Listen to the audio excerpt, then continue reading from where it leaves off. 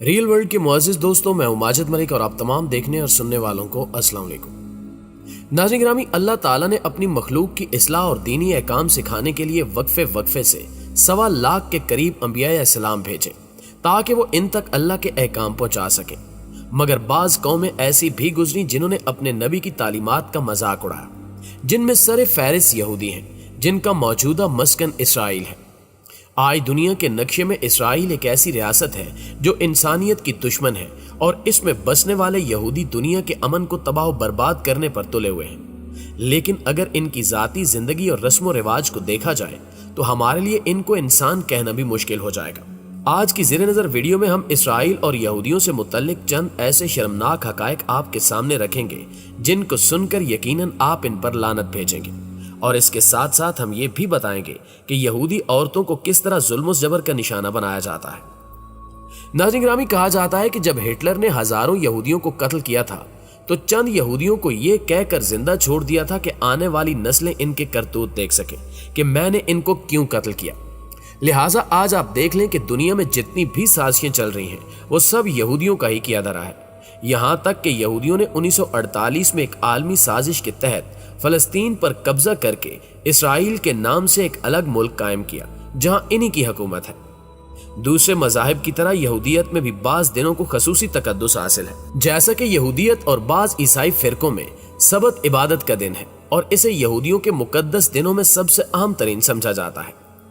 सबत जुमे के रोज गरूब आफ्ताब से शुरू होकर अगले रोज गरूब आफ्ताब तक जारी रहता है और ये दिन रिवायती तौर पर 3 जरूरी खानों पर मुश्तमिल होता है।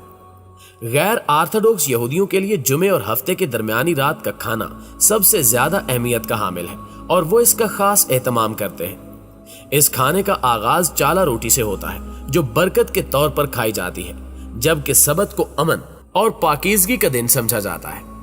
इस रोज रिवायती तौर पर अच्छे कपड़े पहनने को अहमियत दी जाती है और बाज लोग पाकीज़गी की अलामत के तौर पर सफेद कपड़े पहनते हैं और जुमे की रात को घर में मोमबत्तियों को रोशन किया जाता है और सुबह सवेरे इबादत गाहों का रुख किया जाता है जहां इस दिन की मुनासबत से खसूसी इबादत की जाती हैं। इसके साथ साथ सख्त नजरियात के हामिल यहूदी उस रोज तंबाकू नोशी, आतिशबाजी, मेहनत मजदूरी और गाड़ियों में सफर करने से मना करते हैं। दोस्तों, अगर मजहब यहूदियत में शादी की बात की जाए तो यहूदियों में शादी का तरीका बहुत सादा और दिलचस्प है, जिसमें मंगनी का ऐलान शादी से पहले कर दिया जाता है। इनके नजदीक शादी के दिन रोजा रखने को मुस्तहसन समझा जाता है, जबकि शादी की रस्म सापहर को मजलिस में अदा की जाती है, जिसमें कम से कम 10 बालगों की मौजूदगी जरूरी समझी जाती है। मजलिस की इमारत में एक रेशमी कपड़े का शामियाना तैयार किया जाता है जिसमें दूल्हा दुल्हन के हमरा आता है, जिसके बाद यहूदी रब्बी यानी यहूदी आलम एक गिलास में शराब लेता है और ज़ौजैन के हक में दुआ करता है और उस गिलास को दूल्हा दुल्हन को दे देता है।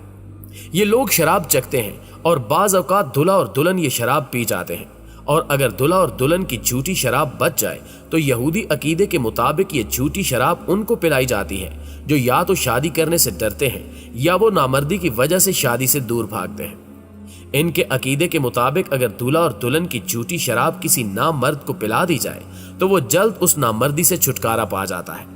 फिर दूल्हा दुल्हन की उंगली में अंगूठी पहनाते हुए इब्रानी जुबान में कहता है कि देखो, तुम इस उंगली के जरिए सैयदना मूसा अलैहिस्सलाम और इसराइल की रसूम के मुताबिक मेरे साथ मंसूब हो चुकी हो। फिर शादी के अहदनामे को आरामी जुबान में रब्बी बाआवाज़े बुलंद पड़ता है, जिसके बाद शराब का एक गिलास लेता है और दुआ करके फिर ज़ौजैन को देता है, जिसे वो दोनों चख लेते हैं। यहूदी मजहब में शादी की बहुत ही आम रस्म गिलास तोड़ना है, जिसमें दूल्हा दुल्हन शराब पीने के बाद गिलास को जमीन पर रखते हैं और दूल्हा गिलास को अपने दाएं पांव से तोड़ता है और सब लोग मजल तूब यानी खुशकिस्मत पुकारते हैं। इस गिलास तोड़ने की वजह यह बयान की जाती है कि यहूदी तारीख पर इन पर जो जुल्म ज्यादतियां हुई हैं, इनकी याद में ही गिलास तोड़ा जाता है ताकि शादी के इस पुरमुसर्रत मौके पर भी उस जुल्म ज्यादती को याद रखा जाए। जबकि बाज यहूदियों के नजदीक इस गिलास तोड़ने का मकसद ये है कि गिलास के टुकड़े ये बताते हैं कि ये दूल्हा दुल्हन कब तक शादी के बंधन में रहेंगे, यानी इनकी शादी कब तक कायम रहेगी। यहूदी शादी में निकाहनामा भी बहुत अहमियत का हामिल है। इसके बगैर शादी का तसव्वुर भी नहीं किया जा सकता। इस निकाहनामे को यहूदी इस्तिलाह में कतूबा कहा जाता है। इस निकाहनामे में दूल्हा ये अहद करता है कि वो अपनी बीवी को महर देगा, जो तलाक या इसके मरने की सूरत में इसके काम आएगा, और वो ये भी ऐद करता है कि वो अपनी बीवी को नानो नुफ्ता देगा और इसकी जिस्मानी ख्वाहिशात को भी पूरा करेगा। ये निकाहनामा हाजरीन के सामने ऊंची आवाज से पढ़ा जाता है ताकि लोग इस निकाहनामे की इबारत को सुन सके और इस पर गवाह बन सके। यहूदी इसे बहुत कीमती और मुबारक ख्याल करते हैं, इसलिए इसे बहुत खूबसूरत अंदाज में फ्रेम करवा कर घर में लगा दिया जाता है। बाकी इल्हामी मज़ाहिब की तरह यहूदियत में भी औरत के महर का तस्वुर मिलता है, लेकिन यहूदी कानून में महर को औरत का मुआशी हक नहीं समझा जाता, इसलिए इसे इतनी अहमियत भी नहीं दी जाती। इसी वजह से यहूदी कानून में इसका तज़किरा इशारतन तो मिलता है मगर सिराहतन इसका जिक्र नहीं मिलता। बाइबल में भी इस महर का जिक्र इशारतन मौजूद है, जिसका तर्जमा कुछ यूं है कि अगर कोई मर्द किसी कंवारी को जिसकी निस्बत ना हुई हो फुसलाकर उससे मुबाशरत करे तो वो जरूर ही उसे महर देकर उससे ब्याह करे,